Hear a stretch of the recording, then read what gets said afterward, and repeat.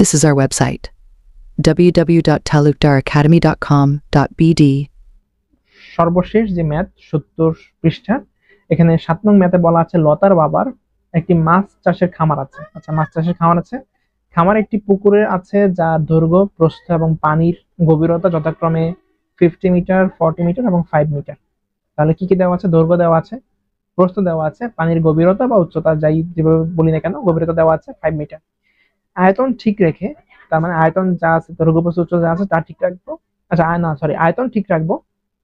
আয়তন ঠিক রেখে পানির গভীরতা 3 মিটার কমালে দৈর্ঘ্য কি পরিমাণ বাড়বে?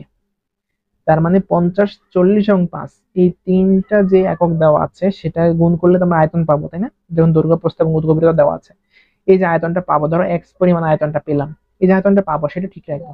সেটা ঠিক রেখে এখানে যে গভীরতা দেওয়া আছে 5 মিটার, সেটা থেকে কমিয়ে 3 মিটার কমাবো। 3 মিটার কমালে গভীরতা কত হবে? 2 মিটার, তাই না? 5 থেকে 3 বিয়োগ করে 2 মিটার। এখন আয়তন ঠিক রেখে যদি আমরা গভীরতার 2 মিটার নিয়ে আসি, তাহলে কি পরিমাণ দৈর্ঘ্য বাড়ালে সে আয়তনটা আগেরটাই থাকবে, সেটা আমাদের প্রশ্ন জানতে চাইছেন। তো চলো আমরা শুরু করি কিভাবে এটা করতে পারি।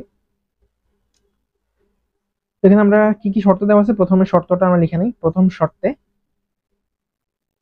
দুটো শর্ত, তাই না? একটা শর্ত হচ্ছে আমাদের আয়তন ঠিক থাকবে, এবং পরবর্তী শর্ত হচ্ছে 3 মিটার দৈর্ঘ্য কমাবো, এবং দৈর্ঘ্য কমালে কি 3 মিটার গভীরতা কমাবো, গভীরতা কমালে দৈর্ঘ্যে কি পরিমাণ প্রভাব পড়বে বা দৈর্ঘ্য কি পরিমাণ বাড়বে আর কি।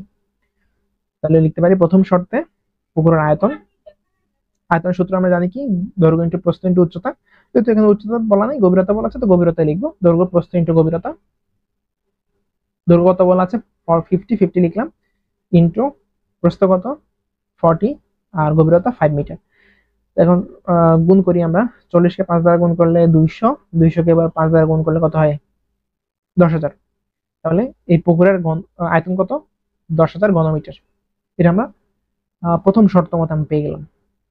লতার বাবার যে পুকুর ছিল সেটা 10,000 ঘনমিটার। তাহলে আমাদের প্রশ্নে বলা ছিল যে আয়তন ঠিক থাকবে, মানে 10,000 ঘনমিটারই থাকবে, তবে এখানে গভীরতাটা কমবে। গভীরতাটা 3 মিটার কমবে। আগে 5 মিটার ছিল, এখন 3 মিটার কমবে। কমলে দৈর্ঘ্য কি পরিমাণ বাড়বে? তাহলে আমরা এবার লিখতে হবে দ্বিতীয় শর্ত মতে। এখানে শর্ত কি বলা আছে? গভীরতা কত হবে? 3 মিটার কমবে, তার মানে 5 মাইনাস 3, তার মানে 5 মাইনাস 3 সমান কত হবে? 2 মিটার। আর প্রস্থ যা আছে তাই থাকবে। প্রস্থ কত? 40 মিটার। আর দৈর্ঘ্য, এখন দৈর্ঘ্য তো আগেটা থাকবে না, কারণ দৈর্ঘ্য কি হবে? দৈর্ঘ্য পরিবর্তন হবে। যেহেতু বাড়বে বলেছে, তাহলে দৈর্ঘ্য আমরা ধরে নিলাম যে x পরিমাণ বাড়বে, বা x হবে দৈর্ঘ্য। তাহলে x কত? সরি, দৈর্ঘ্য কত? x ধরে নিলাম। আর আয়তন যেটা আগে যা আছে তাই, আয়তন কত? 10,000 ঘনমিটার।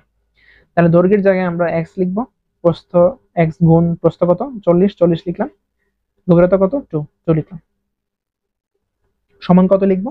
আয়তনটা লিখে দিব। আয়তন কত আমরা পেয়েছিলাম? 10,000 ঘনমিটার। তাহলে x ইন্টু 40 ইন্টু 2 সমান 10,000 ঘনমিটার। 2 কেন লিখলাম? 2 হচ্ছে আমাদের 3 মিটার যেহেতু কমাইছি, 5 থেকে 3 গেলে কত? 2। তাহলে x ইন্টু 40 ইন্টু 2, 40 ইন্টু 2 মানে 80x ইকুয়াল 10,000। আচ্ছা, এখন এই যে এই পাশে গুণ আকারে আছে, আমরা জানি যে সাইড চেঞ্জ হলে আমাদের সাংকেতিক চিহ্ন চেঞ্জ হলে আমাদের গুণ থাকলে ভাগ হয়ে যাবে। আমরা যদি সমীকরণের ডাইন সাইড থেকে বাম সাইডে নিয়ে আসি, বাম সাইড থেকে ডান সাইডে নিয়ে আসতেছি, ভাগ হয়ে যাবে। 10,000 কে 80 দ্বারা ভাগ হবে। 10,000 কে 80 দ্বারা ভাগ করলে কত হয়? 125। তাহলে x এর ভ্যালু কত আসতেছে?